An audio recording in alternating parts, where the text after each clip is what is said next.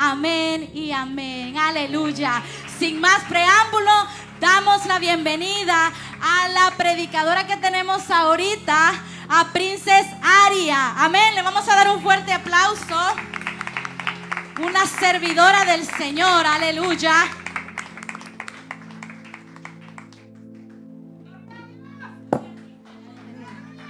Amén. ¿Cuántos pueden dar un grito de júbilo? Un grito de libertad. Muchas gracias. Me siento muy feliz, muy agradecida de poder estar aquí con ustedes. Y pues les saludo. Aquí está mi mamita, mi pastora, que la quiero honrar, mamita. Me está acompañando hoy. Justamente mi papá también, él siempre va conmigo a todos los lugares. Pero él dijo, como ustedes van a hacer un congreso de danza, entonces yo voy a hacer un retiro de hombres. Entonces él está ahorita en Cleveland en un retiro de hombres. Se llevó a los líderes y está ahí con los hombres. Y pues me siento muy feliz de estar aquí, muy alegre. Y yo sé que Dios va a hacer algo poderoso en este lugar. Amén. ¿Cuántos lo creen? ¿Cuántos están listos? Amén. Aquí también están mis hermanitos. Y pues nosotros servimos al Señor desde muy niñita. Recuerdo que servía al Señor justamente en la danza. Mi mamita es una mujer que también le gusta danzar y desde pequeña a veces me presionaba porque pues como todo joven, toda niña, necesitamos que nuestros padres nos presionen. Y a veces me empujaba y yo a veces no quería, pero algo había que mi mamá ya desde pequeña ya profetizaba. Ella decía, es que yo te voy a ver predicar, yo te voy a ver danzar, yo te voy a ver haciendo cosas grandes. Y quizás como niñita yo no lo entendía, pero ahora yo veo el fruto de todas esas palabras que fueron lanzadas sobre mí desde pequeña. Y cómo no darle gloria al Señor. Hoy damos gloria. Ahí donde está, ponga su manito en su corazón. Padre, en esta tarde, en esta noche, Señor, queremos entregarte este tiempo, presentarte a ti nuestras vidas, presentarte a ti estos próximos minutos, próximas horas, Señor. Yo sé que aquí todos han dispuesto de su tiempo para ti, Señor. Padre, anhelamos conocer más de ti, anhelamos que hoy nos hables, Padre, que hoy hables a nuestro corazón, a nuestras vidas. Prepara nuestro entendimiento para lo que viene, Señor. Declaramos que algo sobrenatural sucede en este lugar, que hay un rompimiento en nuestra alabanza, nuestra adoración, que hay un rompimiento en este lugar. Declaramos que aquí nos unimos al cielo, nos unimos a los ángeles que cantan día y noche y nos separan, que cansan de cantar y adorar y decir que tú eres santo, santo, santo. Vamos, dígale, hoy me uno a los ángeles, hoy nos unimos al cielo y te damos a ti toda la gloria y toda la honra, Padre, Hijo y Espíritu Santo. Amén y amén. Amén. Bueno, como dijo mi amada hermana, mi nombre es Princess Arias. Tengo 23 años. Soy de Ecuador. ¿Hay alguien de aquí de Ecuador? ¿O de Sudamérica? ¿Alguien aquí de Sudamérica? ¿Centroamérica si hay aquí? ¿Sí? ¿Honduras? ¿México? ¿Salvador? ¿Guatemala? Amén. Bueno, aquí estamos todas las naciones. Amén. Y bueno, yo le voy a pedir que se mantenga ahí un ratito de pie. Vamos a leer la palabra de Dios. Amén. Leemos la palabra de Dios y después puede tomar asiento. Amén. A mí me gusta que cuando leamos la palabra de Dios lo leamos juntos, así paraditos. Amén. Y vamos a ir a la palabra, a 2 de Samuel 6. 2 de Samuel 6. Y cuando lo tengan, digan, I got it. I got it. Lo tengo. Yo les voy a leer aquí. Les estaré leyendo en la traducción lenguaje actual. Y pues quiero que me sigan. Amén. La razón por qué lo voy a leer en esta versión es para que lo entendamos un poquito mejor. Amén. 2 de Samuel 6:1. La palabra de Dios dice: David volvió a reunir a sus mejores hombres, que eran como 30,000. Salió con ellos de Baala, de Judá, para llevarse a Jerusalén el cofre del pacto. Ante ese cofre se ora al Dios Todopoderoso que reina entre los querubines. El cofre del pacto estaba en la casa de un hombre llamado Abinadab. Esa casa estaba en la punta de una colina. Cuando sacaron de allí el cofre, lo pusieron sobre una carreta nueva que iba guiando Usa y Ahío, hijos de Abinadab. Ahío iba delante del cofre. 5, dice: David y todos los israelitas iban danzando y cantando muy alegres delante de Dios, al son de la música de arpas, panderos, platillos, castañueles y otros instrumentos de madera y cuerdas. Yo quiero que más o menos se vayan imaginando esto. Dice: cuando llegaron a un lugar donde se limpiaba el trigo, se tropezaron los bueyes que jalaban la carreta. O sea, los bueyes estaban jalando la arca del pacto, ¿ok? Entonces dice que se tropezaron. Cuando se tropiezan, dice que Usa sostuvo con su mano el cofre para que no se cayera, perdón. Dice: pero Dios se enojó mucho contra Usa por haber tocado el cofre, y ahí mismo le quitó la vida. Y David, dice, se enojó mucho porque Dios le había quitado la vida a Usa, partiéndolo en 2, y por eso llamó ese lugar Pérez Usa. Pero luego, dice, sintió miedo y dijo: ya no me atrevo a cuidar el cofre de Dios. Y David no se atrevió a llevar el cofre de Dios a Jerusalén, así que lo dejó en casa de Obed-edom, que vivía en Gat. El cofre de Dios se quedó allí 3 meses, y durante ese tiempo Dios bendijo a Obed-edom y a todos sus familiares. ¿Están conmigo? ¿Sí? 12. Es necesario leer esto para que ustedes entiendan lo que vamos a pasar, ¿ok? 12 dice: alguien fue a decirle a David: como Obed-edom tiene en su casa el cofre del pacto, Dios lo ha bendecido mucho, lo mismo que a sus familiares, y le ha dado más de lo que tenía. Entonces, dice, David fue a la casa de Obed-edom para llevarse el cofre a Jerusalén. Hizo una gran fiesta, y cada vez que los que llevaban el cofre daban 6 pasos, David ofrecía a Dios un toro y un ternero. Para agradarle a Dios, dice que David danzaba con mucha alegría. Llevaba puesto, dice, solo una túnica sacerdotal de lino, y así entre gritos de alegría y toques de trompeta, dice, David y todos los israelitas llevaron el cofre de Dios a Jerusalén. 16. Mical, la hija de Saúl, dice, estaba a la ventana del palacio cuando el cofre de Dios iba entrando a la ciudad, y se disgustó mucho al ver cómo el rey saltaba y danzaba para agradar a Dios. Dice: el cofre de Dios fue llevado a una carpa que David había preparado, y ahí David le presentó a Dios muchas ofrendas de animales y de vegetales. Luego bendijo al pueblo en nombre de Dios, y a cada uno de ellos, y a cada uno les dio presentes, dio pan de harina, a uno le dio dátiles y a otro de pasas. Después de eso, dice, todos se fueron a la casa, y también David se fue a casa, y al llegar empezó a bendecir a su familia.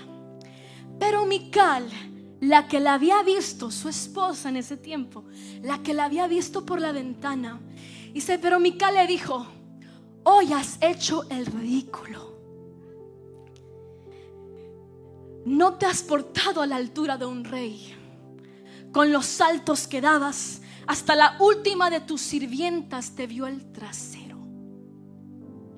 Realmente te has portado como una persona vulgar y sin vergüenza. Esto es lo que le dice Mical al llegar a la casa de David, después de haber danzado, después de haber dado gritos de júbilo. Y dice, David le contestó, y yo no sé si hoy usted puede decir esto conmigo. Dice, David le contestó y le dijo: sí, dancé y lo hice para agradar a Dios. Y recuerda, dijo, y recuerda que fue Dios quien rechazó a tu padre, a su padre que fue Saúl. Fue Dios el que rechazó a tu padre y a tu familia. Además fue Dios mismo el quien me eligió a mí como rey de su pueblo.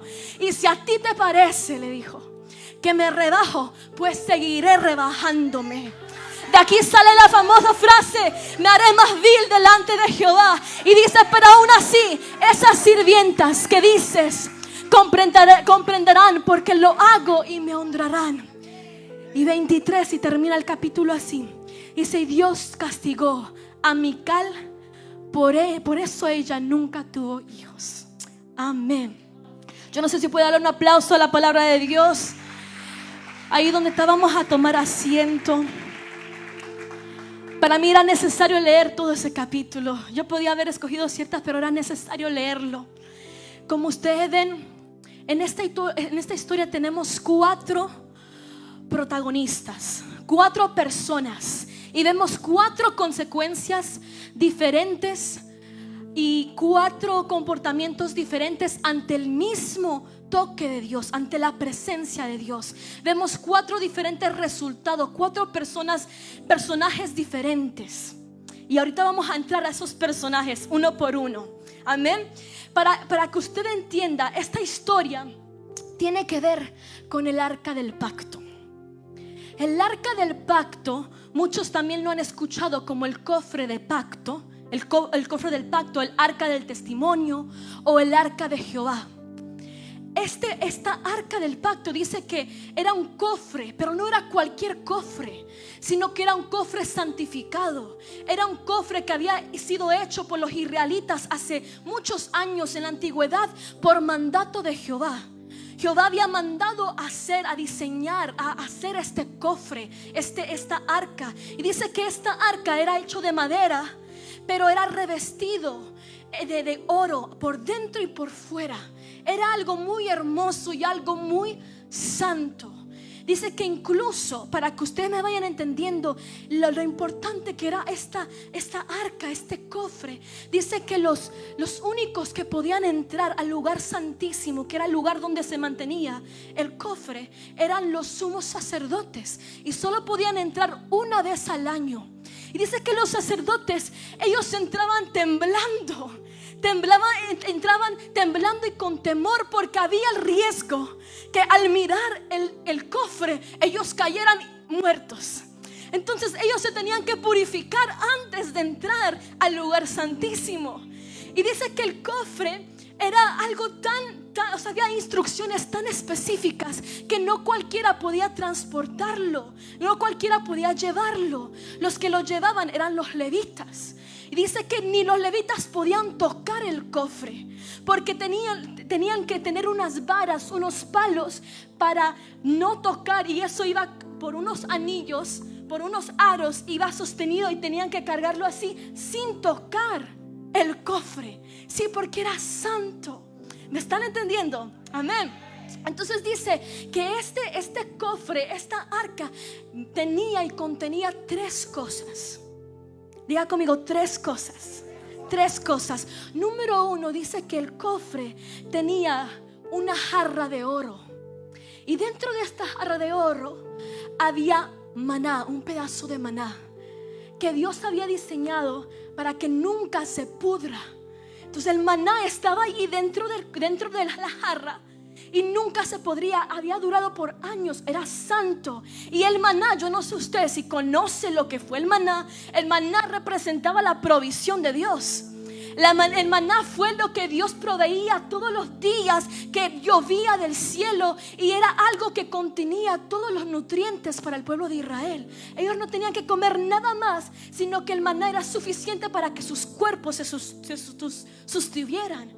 Entonces este maná, esto representaba la provisión de Dios. Número 2, dice que en el cofre había la vara de Aarón. La vara de Aarón simbolizaba la autoridad. La vara de Aarón era la vara que Moisés utilizó, la vara que floreció donde había almendras. Esta era la vara que representaba autoridad, representaba y significaba que Dios no quería que al mirar esto, Dios no quería que ellos se olvidaran que fue Dios el que le libertó de la esclavitud del pueblo de Egipto. Esto es lo que contenía el cofre. El cofre en ese tiempo era algo físico. Hoy, gloria al Señor, tenemos el regalo más hermoso, que tenemos la presencia de Dios. Pero en ese tiempo, para que entiendan, en ese tiempo era el cofre lo que representaba la presencia de Dios. Y número 3, dice que en este cofre contenía las tablas de los 10 mandamientos que fueron escritos por el mismo dedo de Dios. Esto representaba la ley.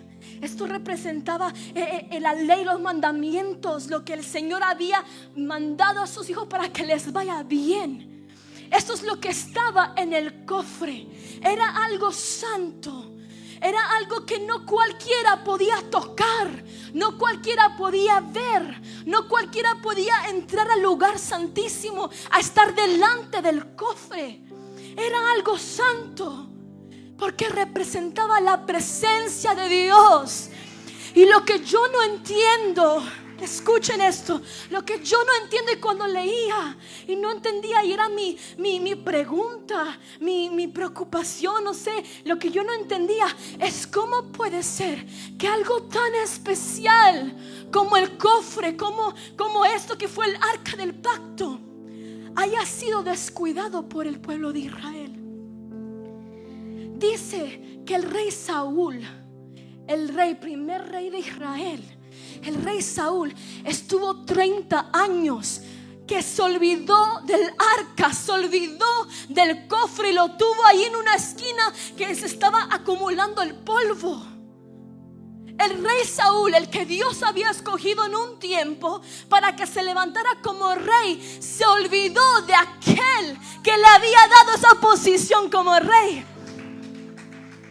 Y dice que por 30 años, yo no estoy hablando de un año, unos meses, sino que 30 años. Mi pregunta es ¿cómo vivió Saúl? Y ahora entiendo por qué le sucedió lo que le sucedió. Estuvo 30 años que dejó y se olvidó completamente del arca del pacto.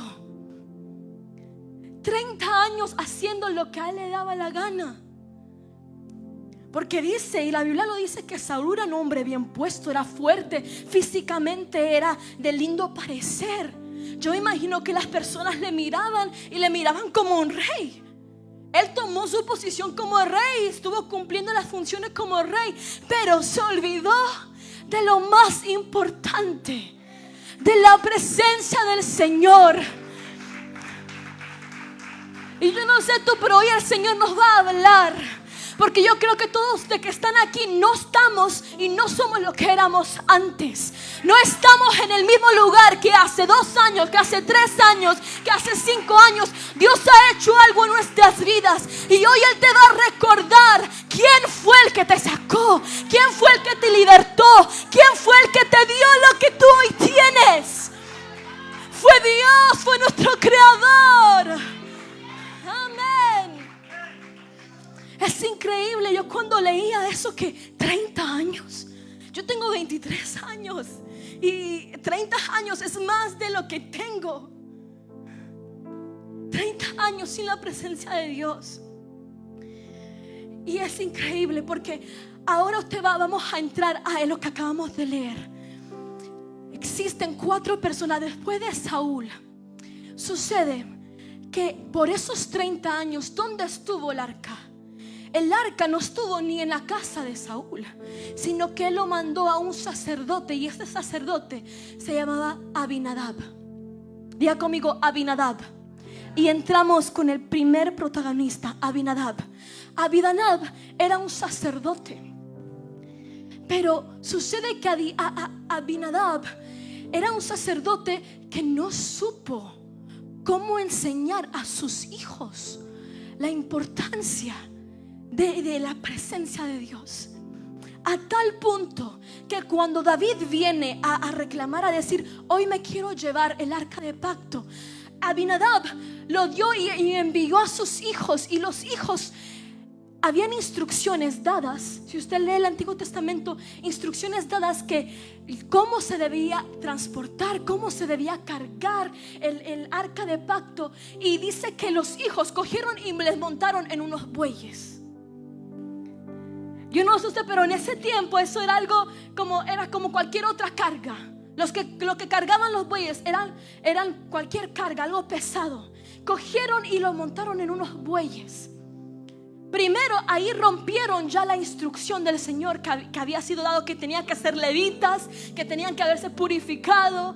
Entonces Abinadab no había honrado, no entendía la magnitud de la presencia de Dios, porque había pasado 30 años ahí. Es como decir mantener algo en tu garaje por 30 años.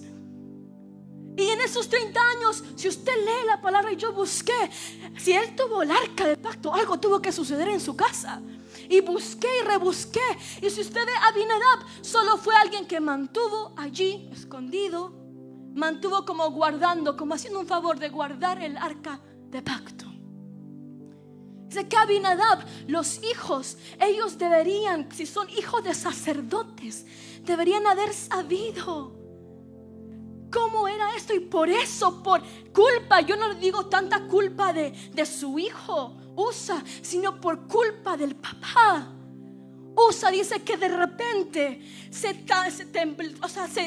movió, se tropezaron los bueyes, y él, para que no se caiga, no tenía ninguna mala intención, pero no sabía. Para que no se caiga el cofre, dice que él levanta las manos así como para mantener, y inmediatamente muere. Inmediatamente murió. Usa muere, cayó muerto, dice ahí mismo, por haber sido atrevido, por haber querido. Me imagino que se preocupó en ese momento. Se cae el arca. Entonces levantó sus manos. Pero Dios, si usted conoce la palabra, dice Dios es lento para la ira. O sea, pero en este momento Dios se enojó tanto. La pregunta es: ¿por qué se enojó tanto? Es porque ya era una consecuencia de varias cosas que estaban rompiendo, a tal punto que causó muerte en Usa. Usa ahí cayó muerto. Y esto sucede, escuchen esto sucede cuando lo sagrado se vuelve algo común. Esto sucede cuando lo sagrado se convierte en rutina, cuando lo santo es secundario. Y esto tristemente nos sucede a muchos de nosotros en la iglesia. Dios te puede dar una posición, Dios te puede dar algo que verdaderamente es un privilegio, pero pasa el tiempo y se vuelve común. ¿Cómo es eso? Se vuelve rutina. Algo que lo hacemos hasta con los ojos cerrados y no ponemos atención. Esto sucede, dice que Usa cayó muerto. ¿Por qué? Porque para él era normal tener ahí el arca de pacto.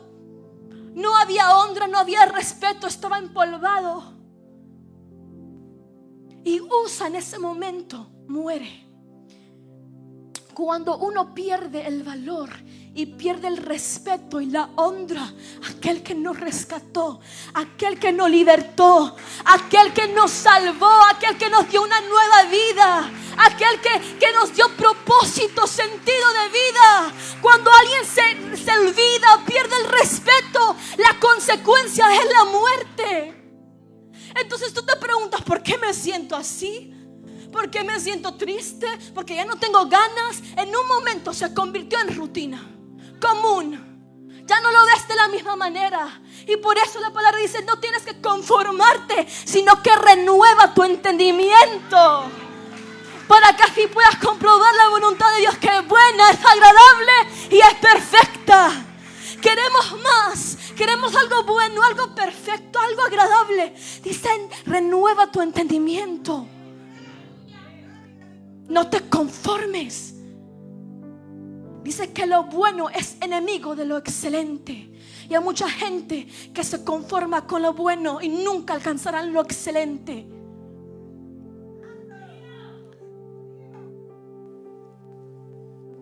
Yo quiero lo que Dios tiene para mí. Yo no sé si tú puedes decir: yo quiero y anhelo los planes de bien, los propósitos que Dios tiene para esta iglesia. Si Dios te ha puesto en este lugar, es porque Él lo ha diseñado así, y hay algo poderoso que Él quiere hacer en este lugar. Tú tienes que decirle: Señor, aquí estamos. Y hoy recobramos esa honra, ese respeto a la presencia del Señor. Amén. Cuando pierdes el valor, el respeto y la honra, siempre va a producir muerte. Segundo protagonista es Obed-Edom. Dice que Obed-Edom era un granjero.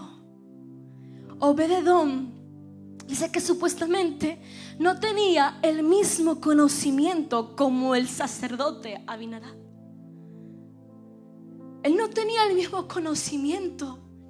Dice que Obed-Edom, algo que me impresionó cuando estaba buscando el significado de Obed-Edom, dice que Obed-Edom significa en hebreo fiel, adorador, siervo, servicial, trabajador y esclavo del Señor. Obed-Edom quizás no tenía el conocimiento intelectual, no había estudiado para ser sacerdote, pero lo que sí tenía era temor de Dios.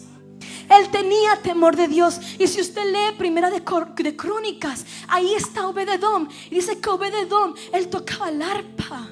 Obed-Edom era uno de los servidores en la iglesia, era un ayudante de la iglesia. Dice que él incluso guiaba en canto. O sea, Obed-Edom era alguien servicial. Él no estaba para ser servido, sino que era alguien que servía continuamente y estaba casi en todas las áreas de la iglesia sirviendo.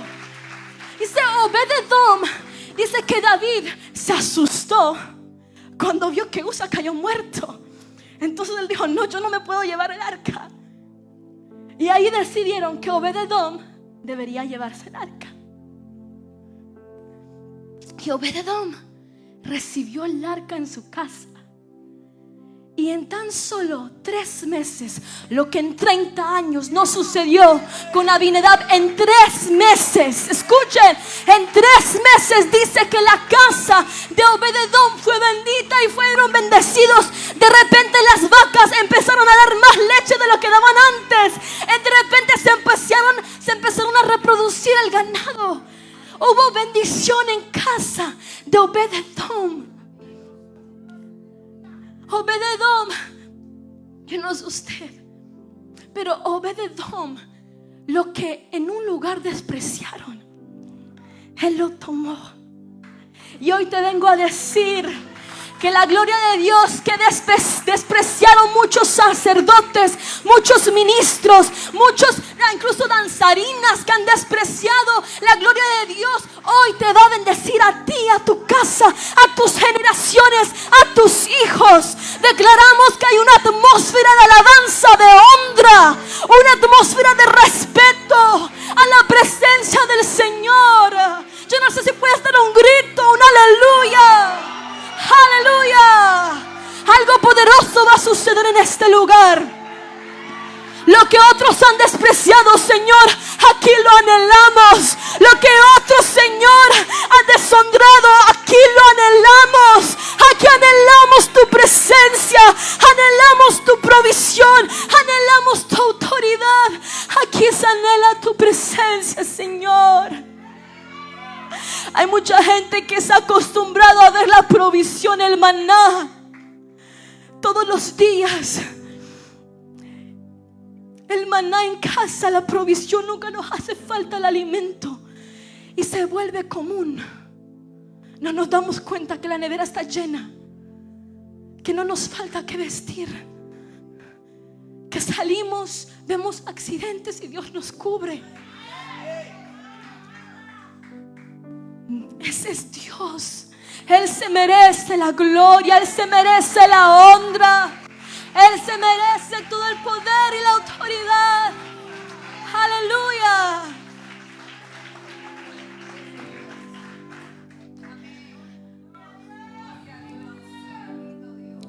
Tercer protagonista. Tercer protagonista es David. David, cuando él se entera que la casa de Obed-edom fue bendecida. Entonces dice que David dijo: yo también quiero eso en mi casa. Él vio que a uno le causó muerte y a otro le causó bendición. Entonces él dijo: yo quiero que mi casa, traer eso a mi reino, traer eso a Jerusalén, porque quiero que sea bendecido. Entonces dice que David lo mandó a buscar y mandó a que sus staff, a que los que iban a ir a buscar se purificaran. Él dijo: no, yo lo voy a hacer correcto, yo lo voy a hacer bien. Entonces él mandó a que su equipo se purificara para poder ir a traer el arca del pacto, el cofre del pacto. Dice que ellos siguieron las instrucciones a pie de la letra. Y dice que David, lo que a mí más me impacta de David es que cuando ellos van a traer el arca, su gente, sus personas, dice que reunió a miles, 30,000 creo que dice, o 3,000, que reunió a un montón para festejar que el arca estaba llegando a Jerusalén. Dice que David, mientras ellos cargaban el arca, mientras ellos cargaban el cofre, dice que David, yo me ponía a pensar y decía: ¿qué haría yo si estuviera delante del cofre? ¿Qué haría yo si estuviera delante de algo así tan sagrado? Entonces una de las cosas que venía es que yo creo que yo me inclinaría, me arrodillaría y gritara aleluya, y no sé, me pusiera a llorar. Otra idea que tenía es, y si me desmayara por tanta gloria que había en ese lugar. Otra cosa era, no creo que lo podía, no creo que iba a poder mirarlo. Quizás me hubiera inclinado, me hubiera tapado la cara, no sé. Pero David, dice que David empezó a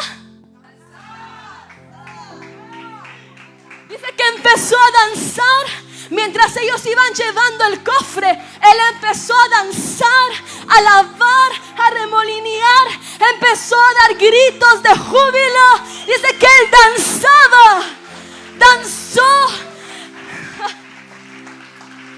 Es que yo no sé si usted entiende quién era el rey David. Él era en ese tiempo, tenía la suma posición, la posición más alta. Es como que el presidente Biden, usted lo ve aquí, va danzando enfrente de nosotros y por las calles danzando. Así era el rey David. Y él no le importó. Dice que él empezó a danzar y no era una danza elegante, que ballet y bonito y así, todo así bien profesional. No era algo practicado, ensayado. No era algo que él había practicado por horas o hace una semana, sino que él empezó a danzar, a bailar.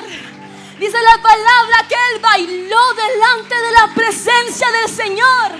Y ahí usted va a escuchar a los religiosos, que dicen: pero es que tienes que saber qué danza era, o quizás estaba danzando en el espíritu o en la carne. Ahí usted escucha a los religiosos.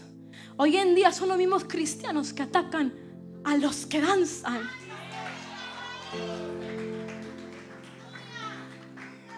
Pero a David no le importó. David no le importó. Él lo que sentía era, dice que él danzó con tanta alegría. En otra versión dice con tanta fuerza, con toda su fuerza. Danzó, se despojó de su vestimenta como rey. Se despojó de su vestimenta, de su corona, y danzó. Se hizo vil, se rebajó, porque él sabía que la presencia de Dios fue lo que a él le sacó de donde él estaba. ¿Quién le había sacado? ¿Quién le había escogido a él? Él antes para el mundo era solo un pastorcito de ovejas. Ni su papá le miraba como Dios le miraba. Ni su papá le tomó en cuenta cuando vino el profeta Samuel. Él sabía quién fue el que le sacó, el que le exaltó. Y gracias al Padre, Dios Todopoderoso, Él estaba como rey. David sabía ser agradecido. David sabía a quién iba su alabanza, a quién dirigía su alabanza. David sabía, y por eso a él no le importó. Dice que él danzó con todas sus fuerzas, que el rey, dice que era suficiente razón, que el arca venga, era suficiente razón para festejar y celebrar y hacer fiesta. Dice que él hizo fiesta. Se escuchaban los panderos, se escuchaba la arpa, se escuchaban las trompetas. Él hizo fiesta por la presencia del Señor.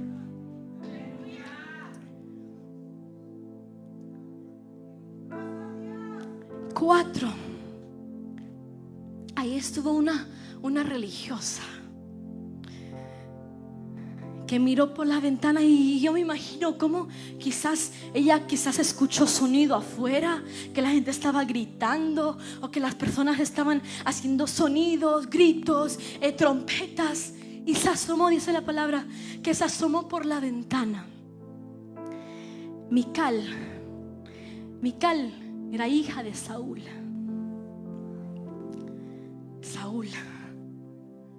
El que había despreciado, el que se había olvidado del arca. Si él se había olvidado del arca, imagine su hija. Dice que la hija, cuando ella se asomó por la ventana, dice que ella vio a David, vio cómo estaba danzando, y dice que al ver, dice que en su corazón lo menospreció, lo despreció. Dice que le dio vergüenza al ver a David danzando. Dice que le vio y sintió desprecio, rechazo. Mical.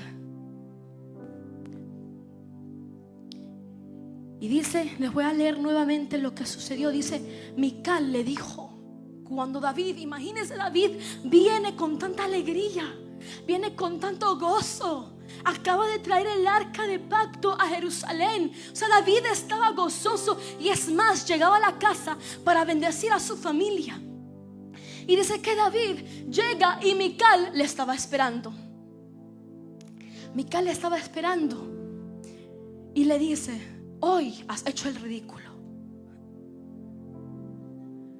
Yo no sé si alguien le ha dicho eso a usted alguna vez, o usted ha escuchado eso, que usted viene de un congreso, de una capacitación o de un servicio tan poderoso, y de repente hay alguien esperando para criticarle, para decirle, ay, has hecho el ridículo. Entonces Mical estaba esperando literal en la casa de David, y le dice, hoy te has hecho el ridículo, no te has portado a la altura de un rey. Imagínese, no te has portado a la altura. Ahora nos dicen, no, eso no es ser cristiano, cuando nos ven danzando. El otro día, porque en la iglesia también tenemos el grupo de danza, el otro día alguien publicó un comentario y decía que las banderas y que la vestimenta no era de Dios. Yo, gloria a Dios, que estas jovencitas están danzando al rey donde estuvieran. Yo no sé si usted ve hoy las redes sociales, el TikTok, todas las danzas, los bailes que ahora están haciendo las muchachas. Y a nosotros nos llaman ridículos por danzar al Señor. Y es que Satanás se enoja. Escuche, Satanás se enoja. Satanás le hierve la sangre. Eso se enoja al ver a su pueblo, a sus hijos, los hijos de Dios, danzando al Señor. Porque dice que Satanás, antes de ser lanzado, dice que él era un ángel, y que él producía música, producía melodía. Él era un adorador. Entonces, al ser lanzado del reino de los cielos, nosotros llegamos, Dios nos crea y le quitamos la posición a Satanás. Por eso es que Satanás nos ataca. Y hay Micales que dicen, qué ridículo te ves, qué ridícula te ves. Eres muy jovencita, las muchachas que están aquí, eres muy jovencita para estar en la iglesia. Mejor mira, haz un TikTok o haz una danza de esas que hoy están haciendo en las redes sociales. Dicen, qué ridícula. ¿Cómo danzas? ¿Cómo te apasiona? ¿Cómo levantas las manos? Yo lo he escuchado mucho. Y así están las Micales. Dice, qué ridículo, no te has portado a la altura de un rey con los saltitos que dabas, dice. O sea, David estaba saltando de tal manera, porque la expresión que ella utiliza significa que él estaba saltando, que su vestimenta se le levantaba. Su vestimenta se le levantaba por los saltitos que él daba y por las vueltas que él estaba dando, por la manera que él estaba lavando. Que él dice, ella le dice a él, con los saltos que dabas, hasta la última de tus sirvientas te vio el trasero. Así le dice. Es una falta de respeto a su esposo. Y ella no podía ver, no entendía a quién le estaba danzando. Dice, realmente te has portado como una persona vulgar y sin vergüenza.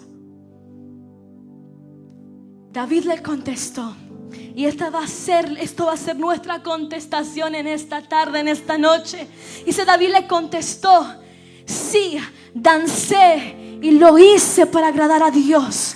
Lo hice para agradar a Dios. Y dijo, y recuerda, escuchen, y recuerda que fue Dios quien rechazó a tu padre Saúl y a tu familia. Y fue Dios mismo el que me eligió como rey de su pueblo. O sea que David estaba bien consciente. Él estaba bien consciente que fue Dios. No fue por sus habilidades, no fue por sus dones, no fue por sus talentos, sino que fue por Dios que él alcanzó esa posición como rey. Y si fue por Dios, entonces su alabanza era para Dios. Y dice, ¿no te acuerdas que fue Dios el que me eligió a mí? Y si a ti te parece, me rebajo. Me haré más vil delante de Jehová. Me haré más vil delante de Jehová. Yo no sé si hay alguien que se puede levantar y decir, si es necesario, yo me voy a rebajar, voy a perder la compostura. Porque eso es lo que hizo David. Perdió la compostura, se humilló, exaltó al Rey de Reyes, aquel que le había libertado, aquel que le había sacado, aquel que de lo más vil y lo más despreciado lo había levantado. Hoy Dios te dice, tu alabanza es para Él. Tu alabanza es para Él. Tu voz, todo movimiento que tú hagas es para darle gloria a Él. Por eso David decía y repetía, alma mía, alaba al Señor y no te olvides de ninguno de sus beneficios. Yo no sé si tú puedes decir hoy, alma mía, alaba al Señor. Vamos, repítelo con fuerza, alma mía, alaba al Señor.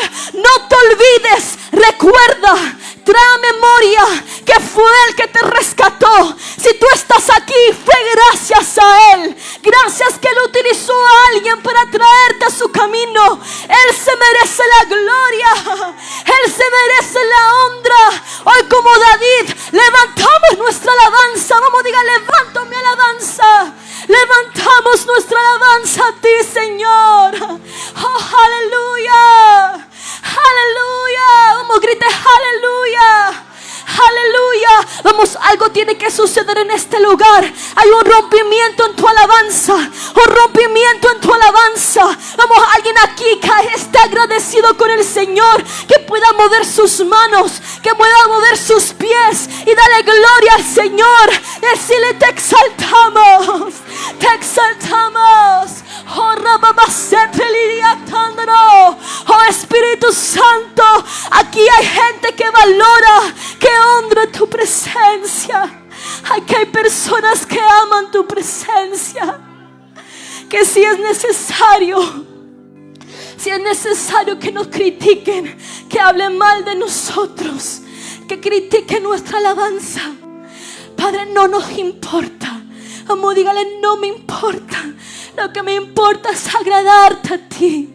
Lo que nos importa es alabarte a ti, Señor. Lo que nos importa es agradarte a ti. Como Mical. Dice que Mical quedó estéril y nunca más, hasta que murió, nunca más no pudo tener hijos. Y hoy el Señor te dice: por tu alabanza, por tu honra, declaramos frutos, declaramos frutos, declaramos que das frutos. Porque cuando un pueblo alaba, cuando un pueblo se humilla, cuando un pueblo exalta, entonces Dios se manifiesta. Dice que Él habita en la alabanza de su pueblo. Y declaramos, Señor, que tú habitas en este lugar.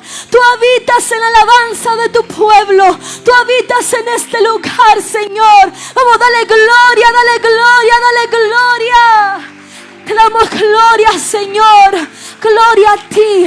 Padre, reprendemos. Vamos ahí con su manito levantada. Reprendemos todo espíritu de Abinadab. Todo espíritu de Abinadab. Padre, que se acostumbra a tu presencia.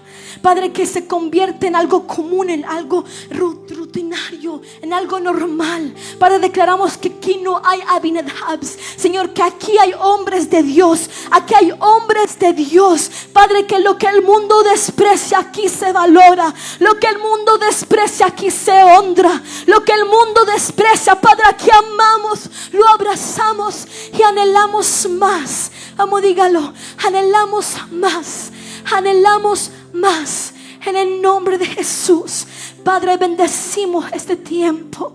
Bendecimos tu palabra. Bendecimos, Señor, a cada persona que está en este lugar.